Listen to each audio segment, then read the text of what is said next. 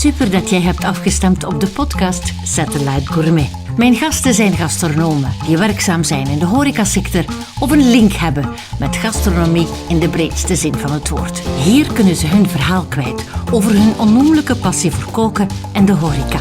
Over de cultuur van voedsel en dranken en hoe gastvrijheid de rode draad is en blijft in die mooie sector als die van de horeca. Mijn naam is Sabine Goethals en ik ben jouw host. Veel luisterplezier met deze aflevering. Pierre Marcolini, je was pas 14 wanneer elke puber dan vooral bezig is met het zoeken naar zichzelf of naar een lief, vertelde jij aan je mama dat je pâtissier wilde worden en bij de lokale chocolatier in Charleroi aan de slag zou gaan om te leren. Het was kerstvakantie. Oh, mijn lieve zoon, je zal nooit geen rust meer hebben, antwoordde ze bezorgd. Maar met een groot doorzettingsvermogen dat je toen al had, volgde je na je eerste ervaring bij La Bonne Tarte de opleiding aan Seria in Anderlecht.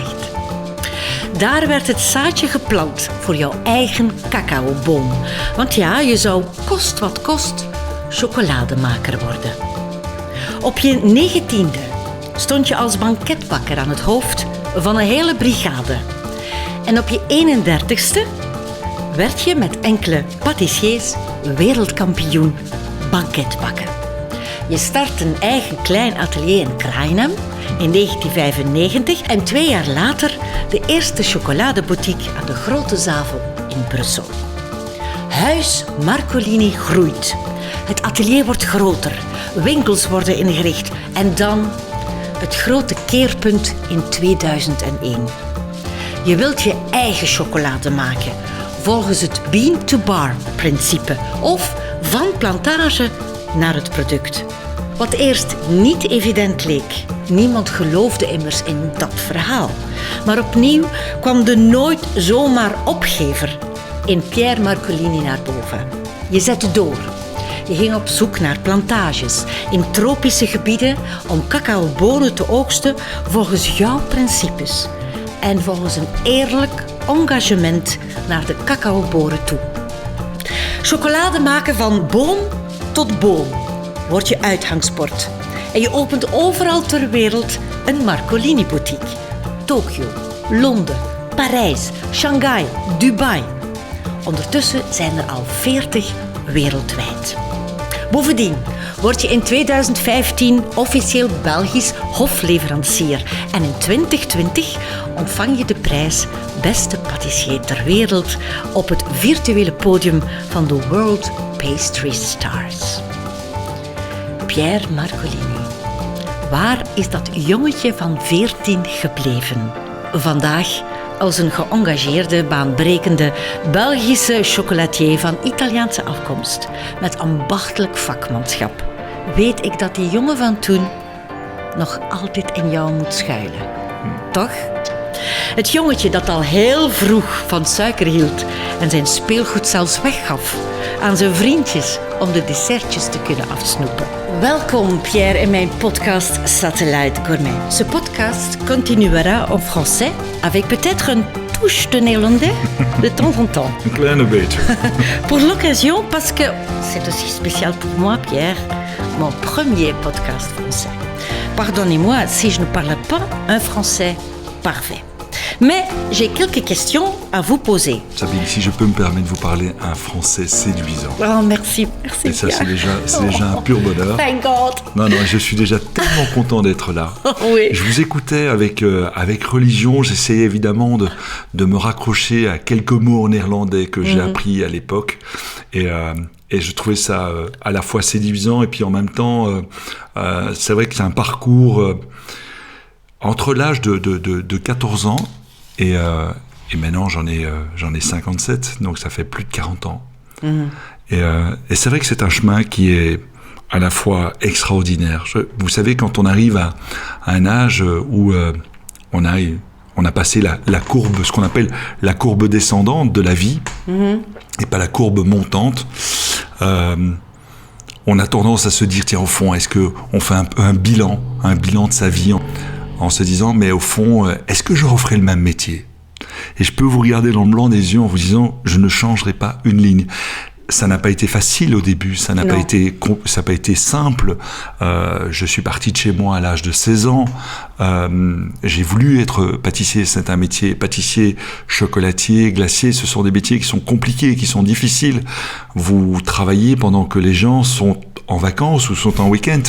Quand les gens sont en week-end, vous êtes occupé à travailler, vous travaillez la nuit, vous faites plaisir au moment de la Noël. Moi, les souvenirs de Noël, pour parler de cela, les souvenirs de Noël, c'était effectivement de faire des bûches, de faire des gâteaux de Noël, et pendant ce temps-là, les gens faisaient des courses pour des cadeaux de Noël. Ouais. Je me souviens d'une réflexion quand j'ai dit à ma maman à l'âge de 14 ans, je vais faire un stage en pâtisserie. Vous avez parlé de cette pâtisserie à Saint-Gilles qui s'appelait La Bonne Tarte, et je pense que c'était des gens qui venaient de West Flandern. Et donc, alors j'avais 14 ans, donc ça fait 1978. Et quand vous arrivez dans une pâtisserie de quartier, j'avais un professeur qui nous avait dit « N'attendez pas d'avoir 18 ans pour savoir si c'est le métier qui vous convient. » Parce que c'est vrai que on commençait, mais que ce soit au Serie A, ce qu'on appelle en néerlandais le Kovi, ou bien de Grone Poort, etc., on apprend aux jeunes à aller dans des pâtisseries, mais à 18 ans. Et lui, il nous avait dit, mais au fond, vous avez les congés scolaires, vous avez les congés de Noël, vous avez les congés de Pâques et les grandes vacances, de Grand Vacancy, je pense, comme ça qu'on appelle. Et il me disait, mais n'attendez pas, allez voir, faites un stage. Mais le mot stage, dans notre métier, est en 1978, et je vois cette pâtisserie qui me voit tous les dimanches matins, qui ne sait pas qui je suis, et qui vient chercher mes gâteaux, et je lui dis, je voudrais faire un stage chez vous. Elle me regarde, mais voilà. Et puis je lui dis, mais 14 ans, à 14 ans, et je lui dis, je voudrais apprendre. Elle m'a dit, ok, go. Et quand j'ai annoncé à maman, je vais aller faire un stage à Noël. Elle dit, oh, mais non, pas ça, Pierre. Ouais, pas ça. Et surtout, et là, tu comprends pas, elle te regarde et elle te dit, c'est peut-être les derniers Noëls que tu vas passer en famille. Et tu ne prends pas la mesure de la phrase. Elle a un peu raison. Hein. Mais elle avait raison, totalement raison. Mais quand tu as cette envie, cette passion, quand tu es amoureux de ce que tu fais, tu réalises pas ça. Et puis surtout à 14 ans, tu es tout feu, tout flamme, tu penses que la vie t'appartient évidemment, et tu fonces par rapport à ça. Et c'est vrai qu'effectivement, tu es enthousiaste dans tout. Et voilà, donc, et puis ça a été ma première expérience dans un atelier. Mais une expérience incroyable, parce que dans les années 70, quand on regarde le monde de la pâtisserie ou le monde du chocolat, on descendait dans l'atelier de pâtisserie qui était souvent dans les caves. Ouais. Mais Sabine... Et il était petit, peut-être. Un klein stuk. Hein. Ouais. Mais quand tu arrivais là, tu avais l'impression de rentrer dans un bar, tellement il y avait des alcools. Tu sais, la pâtisserie dans les années 70, ce qu'on appelle l'ancienne pâtisserie. On mettait du rhum, on mettait du marasquin, on mettait du kirsch, il y avait des alcools toujours. Et quand moi je suis rentré là, je voyais toutes ces bouteilles d'alcool. Alors qu'aujourd'hui, la nouvelle génération, les jeunes veulent une pâtisserie qui est plus axée sur des produits, sur de la vanille, sur du praliné, sur du chocolat, sans qu'il y ait on appelle ça de parasites, tu vois, qui peut parfois être un peu l'alcool, quoique, de temps en temps, un gâteau avec un petit rhum, tu vois, un baba au rhum comme ça. Ça, c'est mooi, hein. Alors, ça, c'est très, très bon. Alors, j'ai quelques questions pour vous. Okay. Et prends le numéro 1. Lire ça en français, et moi, je vais traduire en néerlandais. Ça marche. Première question. Alors. Je fais ça, die ça in Nederlandais. Als jij dan als kind zo van suiker hield, dan lijkt het alsof je honing kreeg van je mama als je als baby je keel openzette. Of is dat niet waar? Waar komt dat vandaan, het suiker? Lire ça en français. J'adore. Si vous aimez tant le sucre, étant enfant, il semble que votre mère vous ait donné du miel quand vous étiez bébé. D'où vient cette idée? Oui. Mais c'est ça qui est fou. À l'époque, on n'avait pas la science. Et donc, quand on voulait qu'un enfant ou qu'un bébé se calme, qu'est-ce qu'on mettait ? Oui. On mettait la tute, tu vois, dans du miel. C'est ça, c'est et ça alors, ma question. exactement. Et c'est bébé- vrai. Mais c'est vrai. Mais le problème, c'est un crime pour les dents. Oui. Parce que même si le miel est un produit naturel, quand tu es bébé, mais ça attaque ça. Comme d'ailleurs, combien de fois, je parlais tout à l'heure de la pâtisserie avec de l'alcool, mais combien de fois, quand on n'était pas bébé, on nous mettait pas la tute où tu trempais ça dans un peu d'alcool, et puis tu disais, c'est marrant, il y a Pierre qui fait dodo. Mais sauf que Pierre, tu en as fait ce qu'on appelle un futur alcoolique, parce qu'évidemment, il est habitué par rapport à ça. Mais voilà, c'est une histoire. Mais c'était effectivement le tout début et c'est peut-être l'histoire de ma vie, tu vois. C'est peut-être cette histoire qui a fait que cette douceur, et je suis un fou, mais un fou du monde du sucré. Je peux être capable de manger. Encore aujourd'hui, je peux rentrer dans un restaurant où on m'a dit que le pâtissier était fabuleux, et de prendre la carte et de dire, je vais prendre les 4 desserts. J'ai encore fait ça. Bien sûr. Attends, Sabine, j'ai fait ça encore à Paris. On m'avait parlé d'un très grand pâtissier, Maxime Frédéric, Cheval Blanc, à Paris. Et je suis arrivé là, et alors, on te donne le menu. On me dit, Monsieur Marcolini, vous avez le petit menu ou le grand menu ? J'ai dit, je vais prendre le grand menu. Et puis on me dit, voilà, vous avez dans le grand menu le choix de 3 assiettes de dessert.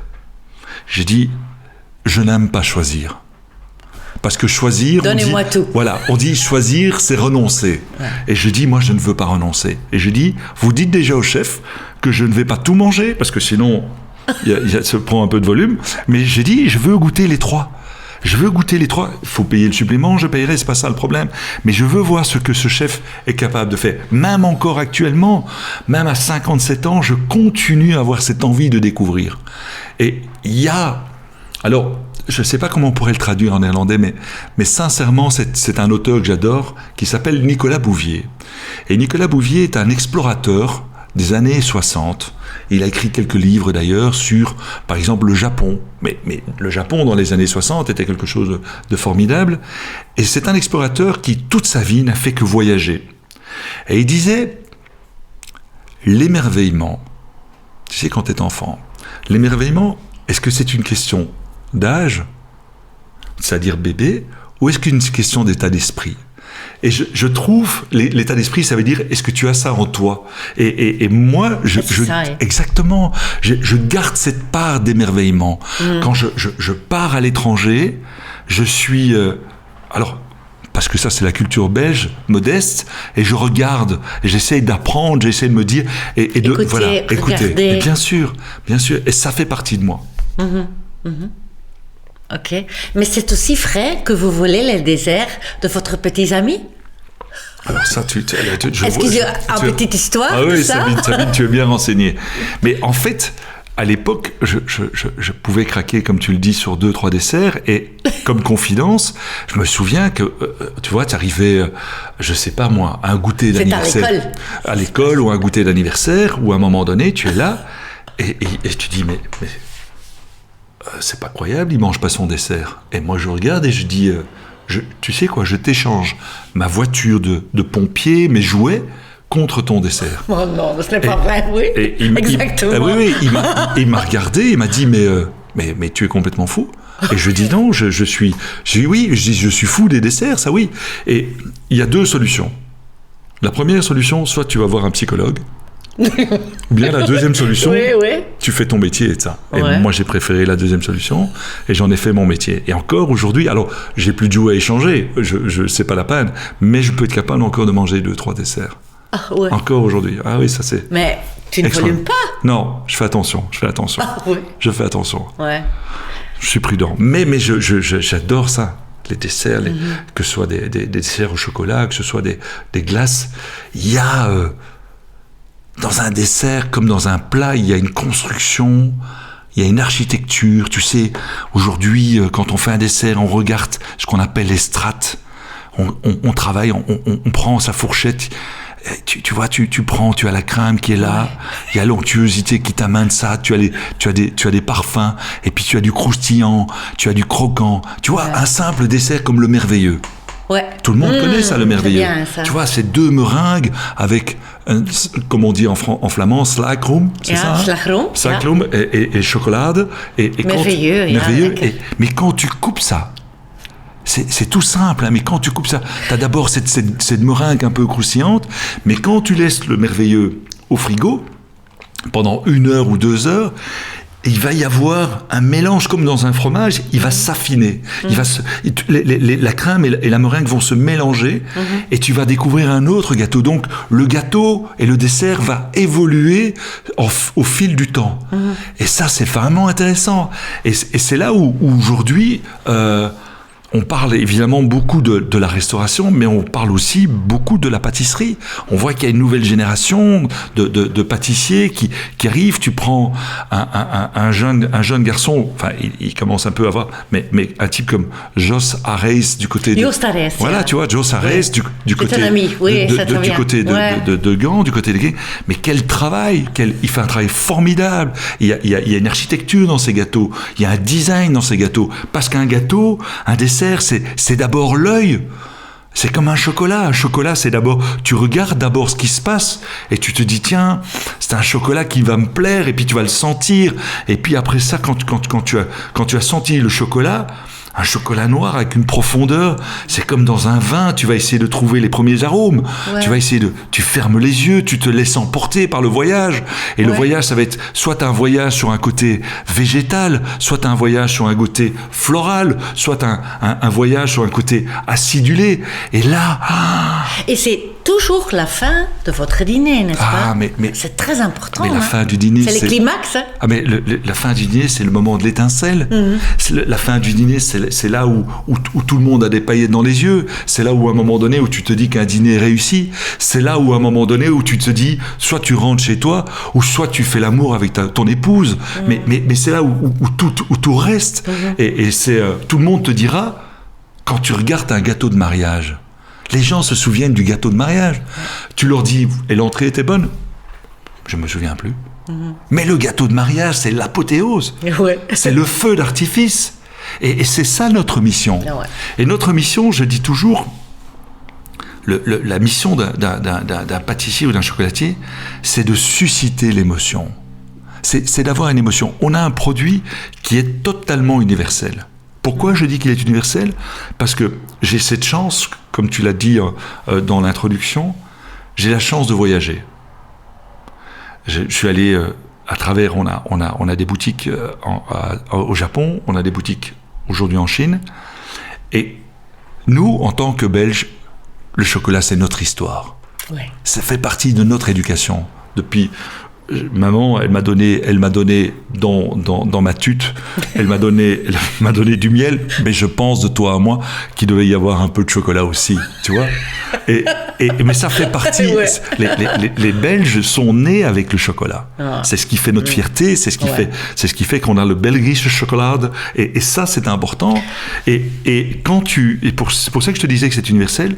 Quand tu vas voir un pays comme le Japon ou un pays comme la Chine, où il n'y a pas cette histoire, ce rapport avec le chocolat.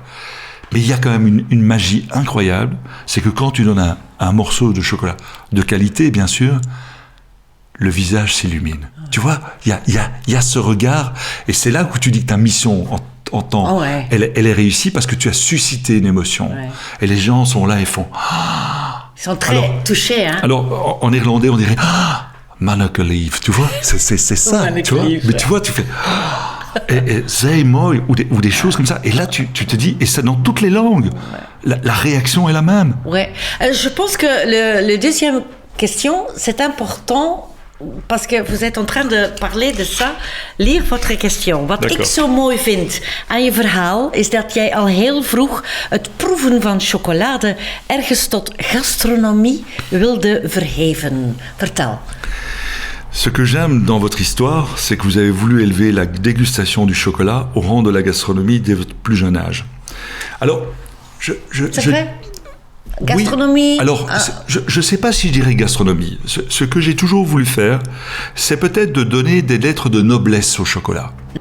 Quand tu voyages et quand tu découvres le monde du chocolat, il y a dans le chocolat et dans les fèves de cacao, il y a des choses qui sont extraordinaire. Il y a des petites plantations de cacao, il y a des gros rendements, comme dans le monde du vin. Dans le monde du vin, il y a des gens qui font 20 000, 50 000, 100 000 bouteilles de vin. Ça existe, ce qu'on appelle des vins de soif, font des vins de tous les jours. Et puis, il y a aussi des grands vins qui sont faits avec des rendements plus petits, des productions plus petites. Dans les bières, c'est la même chose. Dans le thé, c'est la même chose. Dans le café, c'est la même chose. Et quand je suis arrivé dans le monde du chocolat en Belgique, que j'ai ouvert ma première boutique en 1995, je me suis rendu compte que on parlait du chocolat en disant, oui, on achète le chocolat au kilo, par exemple. On fait, moi, je vais prendre 250 grammes de chocolat. On parlait du chocolat en parlant des pralinés ou des intérieurs. On parlait du chocolat en disant, il y a un pourcentage de cacao. En disant, le chocolat, c'est 50% de cacao, c'est un chocolat noir, 60% de cacao. Mais, fondamentalement, le chocolat, c'est autre chose que ça. Le chocolat, c'est des cacaoyers. Et je dis toujours, les Belges sont des grands connaisseurs de chocolat, comme les Français sont des grands connaisseurs de vin, mais les Belges sont aussi des grands connaisseurs de vin. Et je leur ai dit, j'ai fait un jour une expérience. Sabine, je suis arrivé à une conférence et je dis, si je vous dis dans le monde du vin, Cabernet Sauvignon, Syrah, donc Syrah, Cabernet Sauvignon, Chardonnay, tu sais ce que c'est, tu vas dire, mais ça Pierre, c'est facile, c'est ce qu'on appelle les cépages de vin. Ouais. Ok. La Belgique, grande nation du chocolat. Je dis, ok, on va commencer un exercice. Et on peut faire cet exercice ici avec le podcast. Si je dis à tous nos amis qui nous écoutent, Forastero, Trinitario, Criollo, je vais aller plus loin, Sud del Lago, Carrenero, Puerto Cabello, Chuao, Ogumare, eh bien tout ça, ce sont des fèves de cacao et des origines. Ça veut dire que dans le chocolat, ce qui est le plus important, comme dans tout le reste des produits alimentaires, c'est effectivement l'origine de la fève. Si je prends, on va faire très simple, si je prends un Trinitario, donc une sorte de cacao, qui se trouve essentiellement du côté de l'Amérique du Sud, au Brésil par exemple, avec un ensoleillement, avec un sol différent, avec ce qu'on appelle de l'agroforesterie, c'est-à-dire autour du cacao, d'autres arbres, de l'ananas, de la banane, etc. Elle va influencer l'arbre.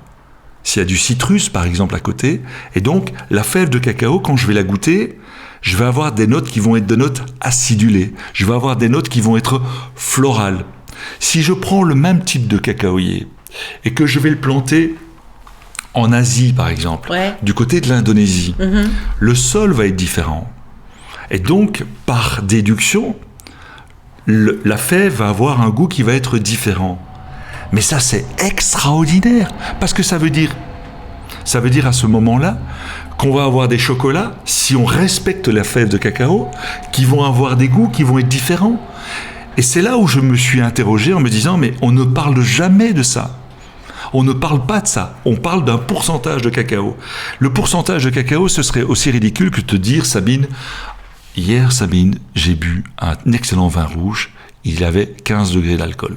Et tu me dirais, N, et c'est quel type de cépage ?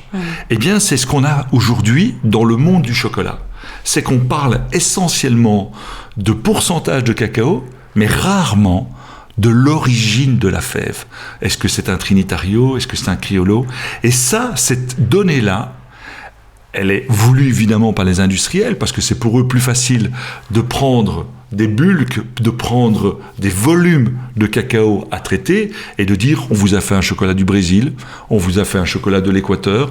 C'est comme si je vous avais dit je vous ai fait un vin de France. Ça veut rien dire. Et aujourd'hui, il y a une bonne nouvelle. C'est qu'il y a une révolution. Il y a une révolution avec des jeunes qui sont occupés, et que tu parlais tout à l'heure dans ton introduction, et j'ai beaucoup aimé ça. Tu parlais du mouvement Bean to Bar, qui est un mouvement qui vient des États-Unis, donc Bean to Bar qui veut dire de la fève. Mais pourquoi, Pierre, vous êtes commencé avec le principe Bean to Bar ? Vous êtes fatigué de prendre de chocolat industriel ou quoi ? Mais c'est en fait... j'essaye de...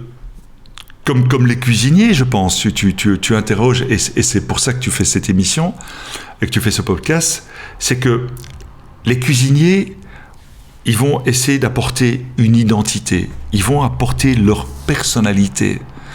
On parlait tout à l'heure de Sergio Herman.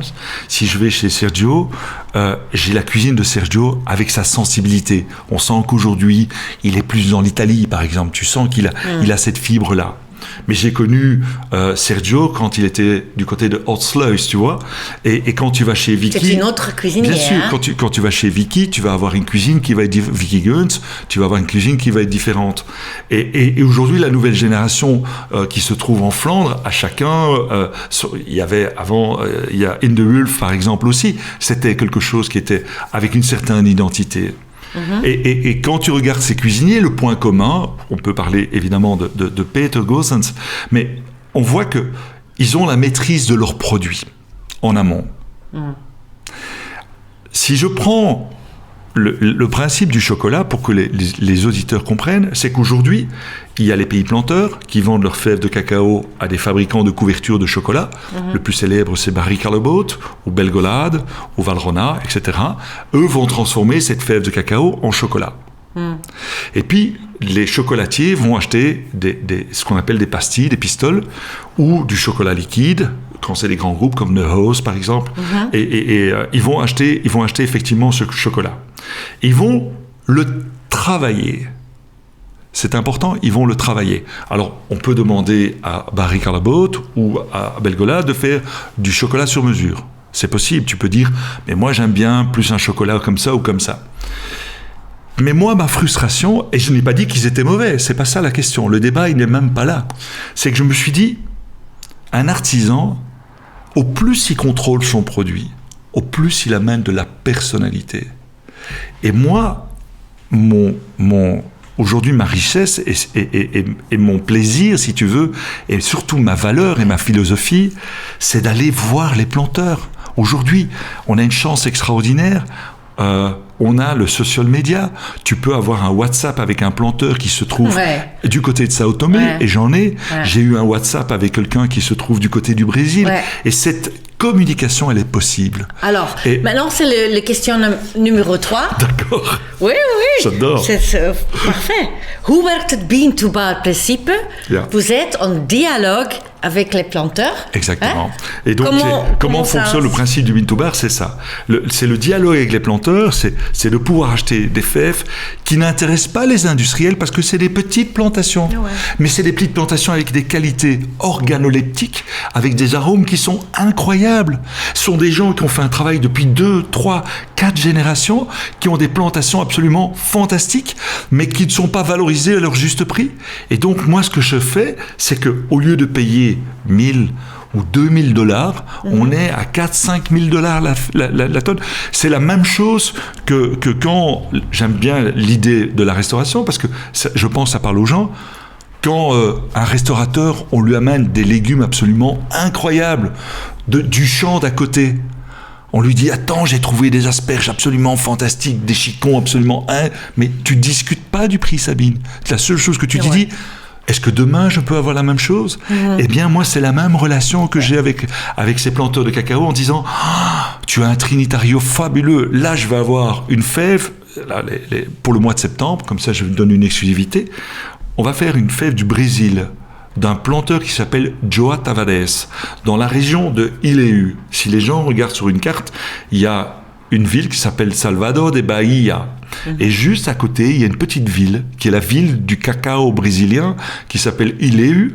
Et là, Joa, il a une plantation de 100 hectares. Il y a 23 familles qui travaillent ensemble. Et il a créé, il a fait renaître surtout une fève Trinitario Catango. C'est une fève, c'est une fève qui est totalement blanche. Pardon, c'est pas du Trinitario, c'est un Forastero. Catango, fève blanche. Pourquoi fève blanche? Parce que quand on coupe la fève, au lieu d'être mauve, elle est totalement blanche. Donc c'est unique. Il va avoir 4-5 tonnes. Qu'est-ce que tu veux qu'un groupe comme Barry Callebaut, ça l'intéresse? Mais par contre, et c'est là où ça devient intéressant, c'est qu'on va avoir 2 voies dans le monde du chocolat. La voie des artisans qui vont trouver des choses incroyables, extraordinaires, avec un prix, ça c'est clair. Normalement. Comme on peut l'avoir, mais en Flandre, on sait ce que c'est. On sait que acheter une bonne bouteille, aller chez un restaurateur avec des produits uniques, c'est fabuleux. Et on vit une expérience à ce moment-là. Et moi, je pense que je fais aujourd'hui un chocolat de dégustation. Et le mouvement Bean to Bar, c'est ça. C'est de travailler, c'est en fin de compte de fabriquer son chocolat. Et quand tu regardes au début du XXe siècle, la définition du chocolatier, c'est important. Il était marqué, le chocolatier, c'est celui qui fabrique son chocolat. Ouais. Et pas celui qui travaille son chocolat. C'est pas un reproche, mais je pense que la nouvelle génération aujourd'hui, et on voit qu'elle est occupée à bouger, je pense qu'il y a Mario, par exemple, du côté d'Anvers. Il y a Dominique Persson, qui a commencé aussi à faire un peu du mouvement Bean to Bar. On sent, en Wallonie, on a Jean-Philippe Darcy. À Bruxelles, on a Mike et Becky. On a une vingtaine de chocolatiers maintenant, et de jeunes qui ont envie effectivement de se former et de travailler à partir de la fève. Aujourd'hui, aux États-Unis, on en a plus de 200, 250. En France, ça commence à bouger aussi. J'en ai même vu en Corée, j'en ai vu au Japon. Et on était au Salon du chocolat à Tokyo. Il y a une vingtaine de chocolatiers, jeunes chocolatiers, qui travaillent. Et on a la même révolution quand tu vois aujourd'hui les micro-brasseries. Ouais. De bière, c'est la même chose. Ah oui, c'est la même chose. Tu sens que les gens veulent une traçabilité, ils veulent une authenticité. Ouais. Les jeunes veulent savoir qu'est-ce que tu fais pour la planète. Tu fais, et moi, mon travail, c'est de préserver des vieux cacaoyers, des cacaoyers natifs, des cacaoyers qui ont une histoire à raconter au niveau de leur goût. Et si tout le monde travaille avec la même base, tu vas pas bouger beaucoup au niveau du goût. Et moi, ce que j'ai envie de faire, c'est de la personnalité, c'est de faire un chocolat d'auteur, c'est de faire un chocolat qui me ressemble. Alors, parfois, c'est comme dans d'autres domaines, parfois on aime ou on n'aime pas, mais on ne laisse pas indifférent. Vous avez déjà raconté la question 4, mais aussi vous avez aussi des principes avec les relations avec votre plantage. Ouais.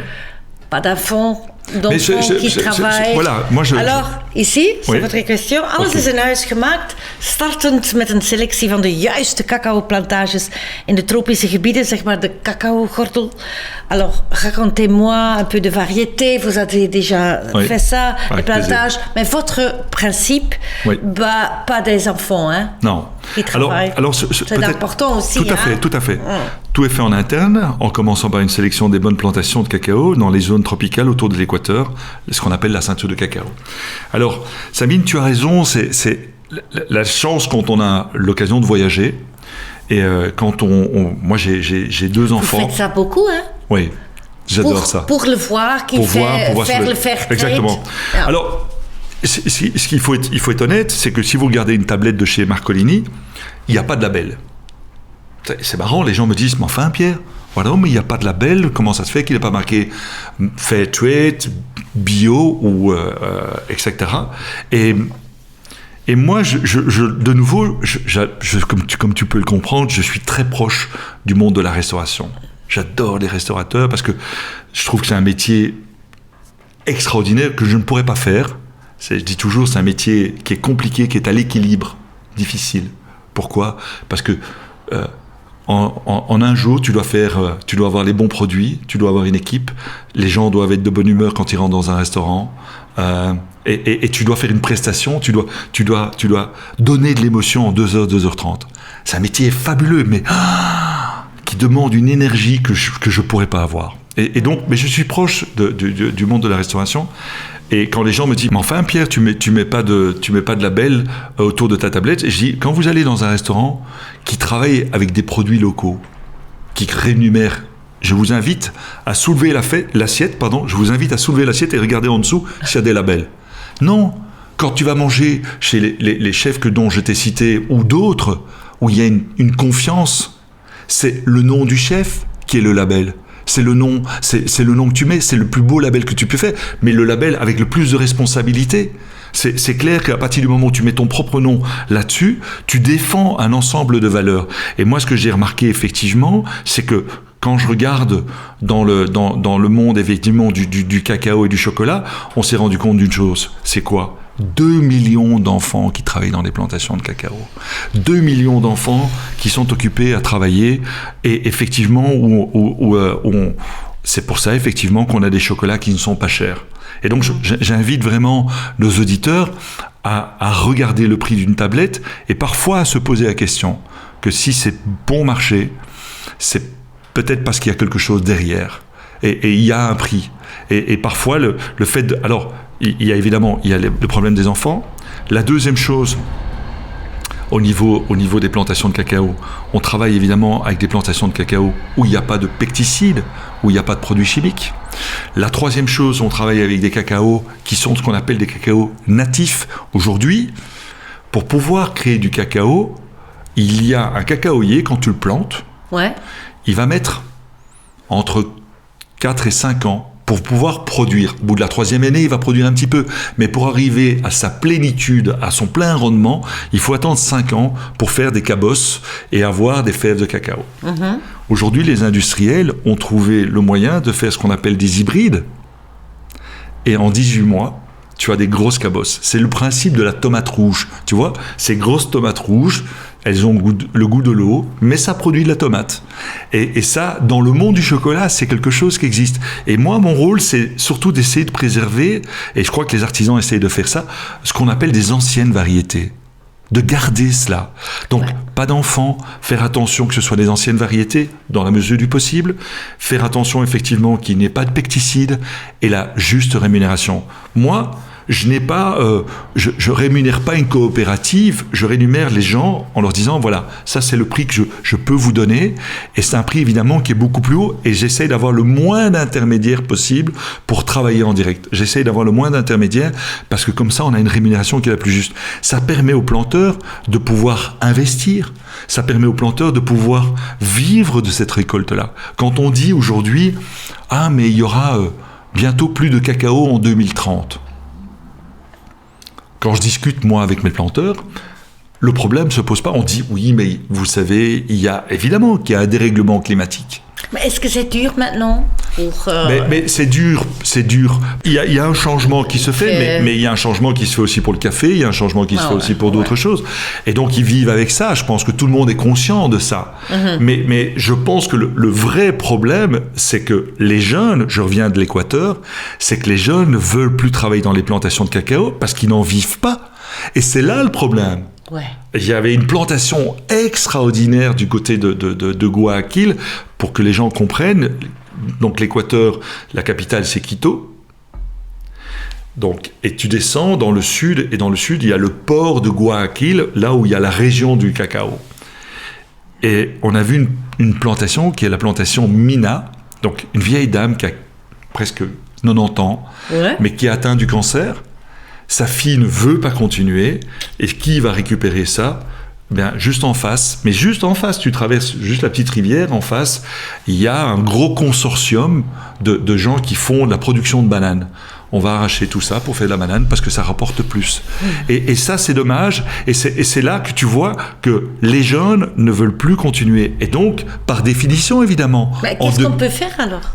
Mieux payer. Je pense que c'est comme si tu allais ici dans n'importe quelle plantation. Et fait le principe de B2B. Exactement. Et je crois vraiment que si on veut préserver ce qu'on a au niveau du cacao, c'est qu'il doit y avoir effectivement de plus en plus de chocolatiers qui travaillent à partir de la fève de cacao. Avant, c'était compliqué. Quand moi j'ai commencé, c'était compliqué en 2000. Maintenant, aujourd'hui, il y a de la littérature. Tu sais pourquoi est-ce que la pâtisserie, pourquoi est-ce que la cuisine, pourquoi est-ce que le chocolat évolue beaucoup plus fort ? Parce qu'on a mis à la disposition des gens la connaissance. Aujourd'hui, tu vas sur Internet, tu peux taper tout ce que tu veux, tu es informé. La connaissance, elle est libérée. Ouais. Avant, moi, quand je devais avoir une recette, le chef se retournait et je prenais la recette pendant qu'il avait le dos tourné. Mais aujourd'hui, c'est plus nécessaire. Aujourd'hui, on sent que tout le monde peut avoir accès à cette connaissance. Et c'est ça qui paraît évidemment formidable. Et c'est pour ça que ces jeunes sont occupés à regarder le matériel beaucoup moins cher. Et si tu n'as pas les moyens, entre guillemets, de partir, parce que moi j'ai cette chance de partir en Équateur, ou de partir au Brésil, ou de partir à Madagascar, mais aujourd'hui il y a des sociétés comme le Cercle du Cacao par exemple, où tu peux avoir accès à des fèves de cacao qui sont évidemment avec un principe organoleptique, qui sont d'origine, qui sont certifiés, etc. Et donc ça c'est possible. C'est possible, et je crois que au plus on va avoir des chocolatiers qui vont travailler à partir de la fève de cacao, au plus on va créer de la diversité. Ouais. Parce que si tout le monde travaille avec la même base, même si elle est bonne, c'est toujours la même base. Ouais. Alors que ici, le principe, c'est effectivement de dire, mais non, on a chacun qui va torréfier différemment. Tu sais, quand tu vas dans parce que je sais qu'en Flandre, ils adorent le vin. Et donc c'est pour ça que j'aime bien faire le parallèle. Mais sincèrement... Mais aussi la bière, hein, la bière. Oui, mais la bière aussi. mais eh bien, prenons un exemple.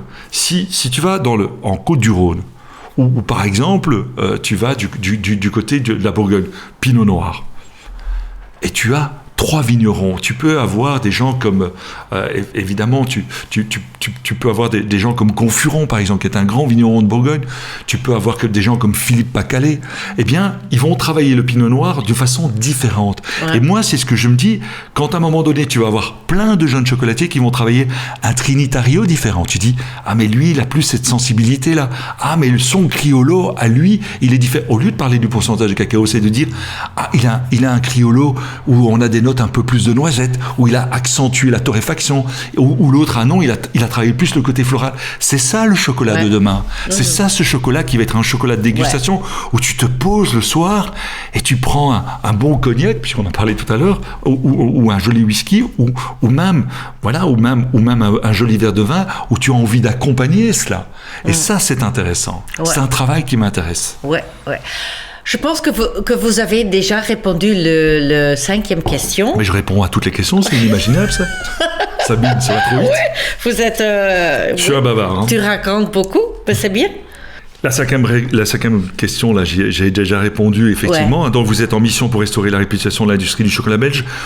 Alors, le mot mission, si tu veux, Sabine, c'est qu'à un moment donné, tu dois donner des leçons aux autres. Je ne suis pas un donneur de leçons. Je fais mon travail en fonction de ma sensibilité.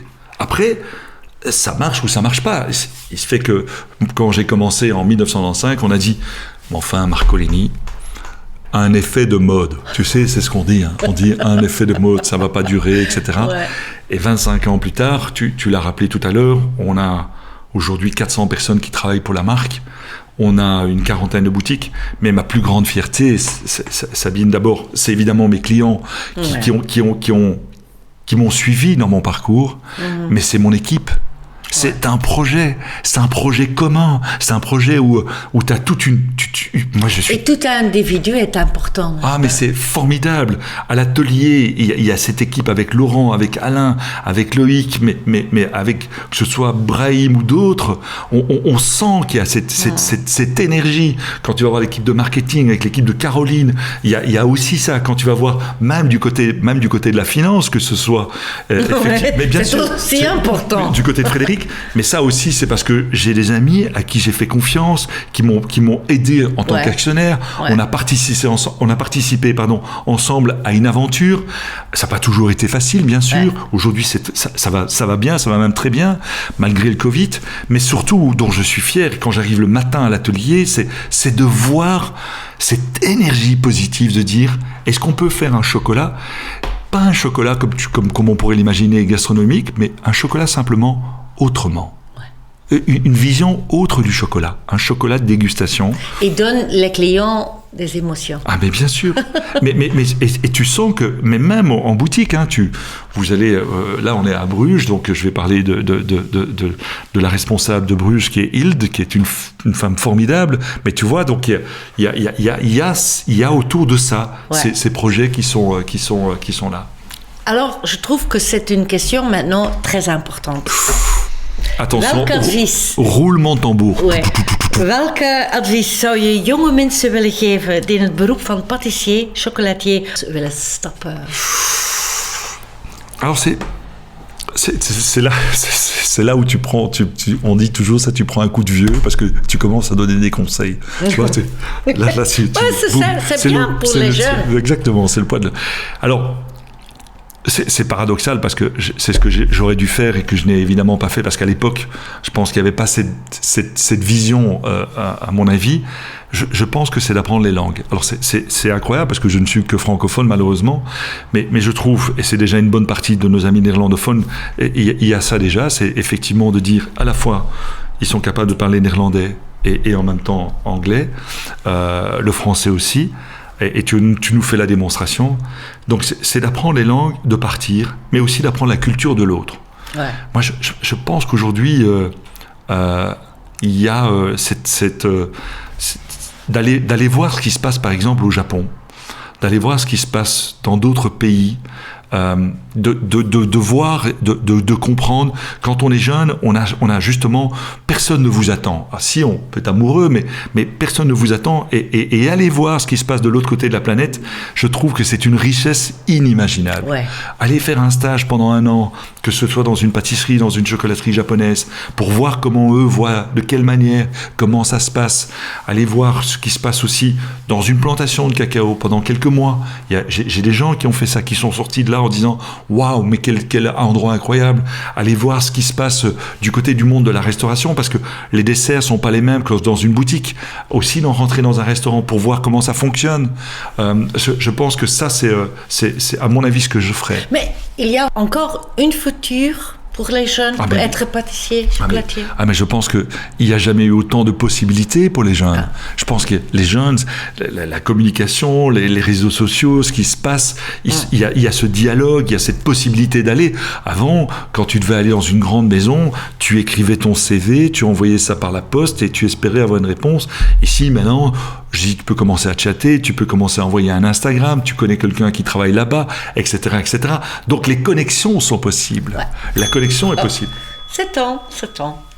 On est à la fin de notre podcast. Mais non. Oui, déjà. Mais j'ai encore 2 questions. Ouais. Vous enviez encore des choses? Ce que j'ai envie de faire, c'est un de mes rêves, évidemment, mais peut-être, on va voir, peut-être un jour de faire une école. Ouais. Apprendre aux jeunes. Ouais. Et ça, c'est fabuleux. Faire évoluer les choses, c'est fabuleux. Et je pense qu'à un moment donné, faire une école où il y a le monde du chocolat, à travers évidemment mes voyages, j'ai rencontré plein de chocolatiers. Je peux te parler de Oriol Balaguer en Espagne, de Enrico Vira par exemple, qui sont des très très grands chocolatiers. Je peux parler de pâtissiers comme Gino Massari ou Luigi Biasetto, tu vois. Il y a à travers l'Europe, à travers le monde, des gens comme Ekoyama par exemple au Japon, qui fait un chocolat formidable.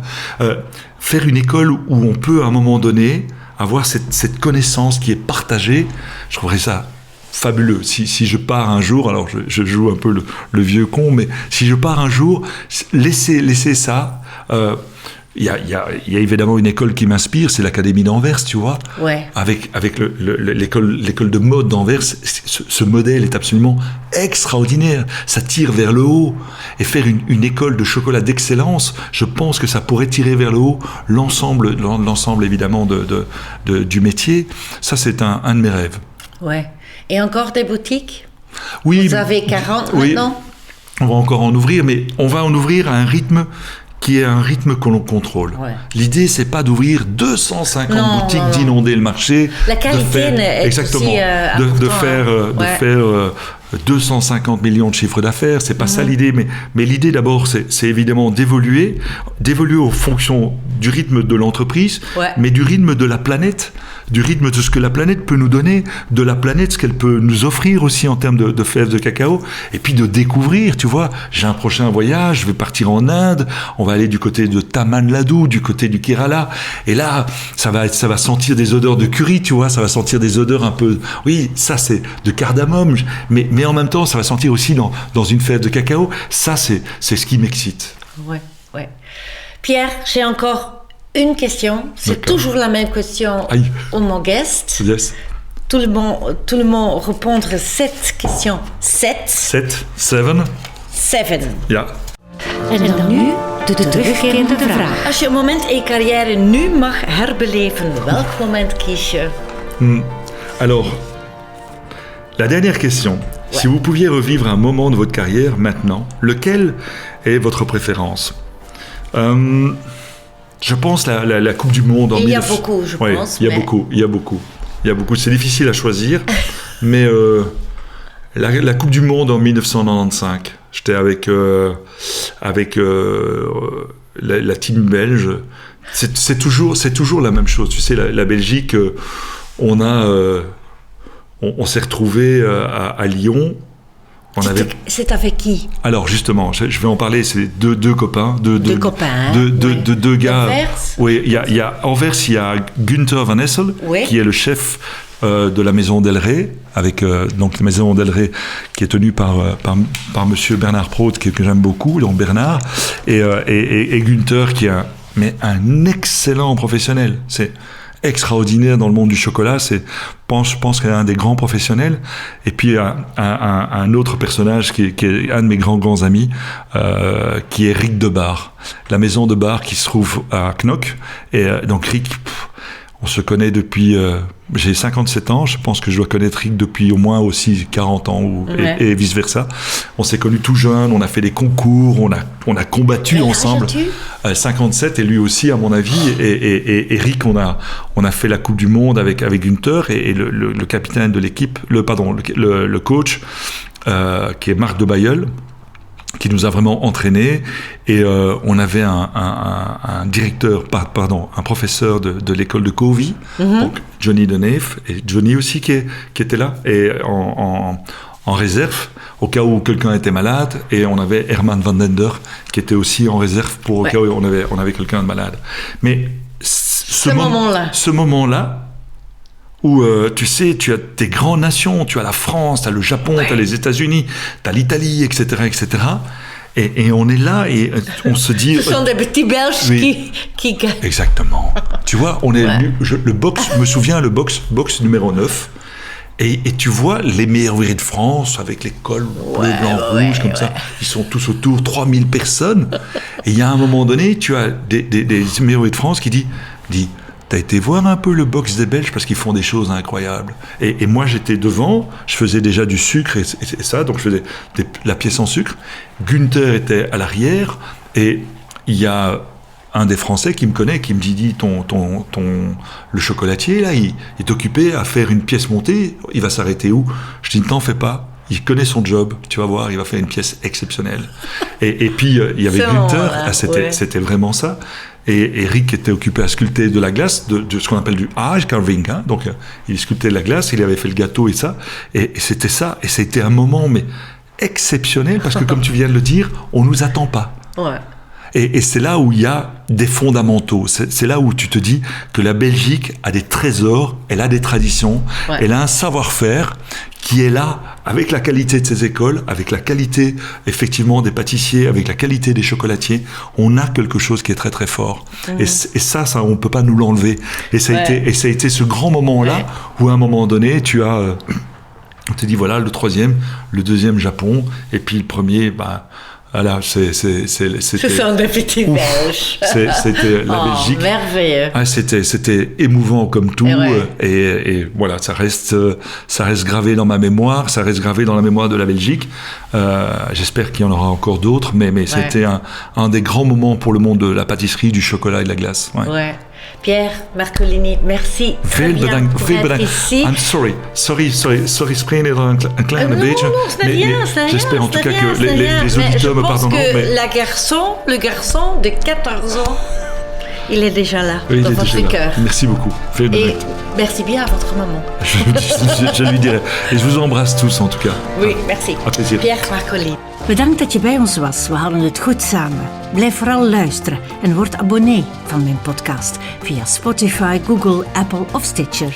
Kijk naar de podcastvideo's via YouTube. Wil jij op de hoogte blijven? Volg Satellite Gourmet op Instagram, Facebook of LinkedIn. Ik zou het fijn vinden als jij bij een aflevering een reactie nalaat via satellitegourmet.com. Tot de volgende!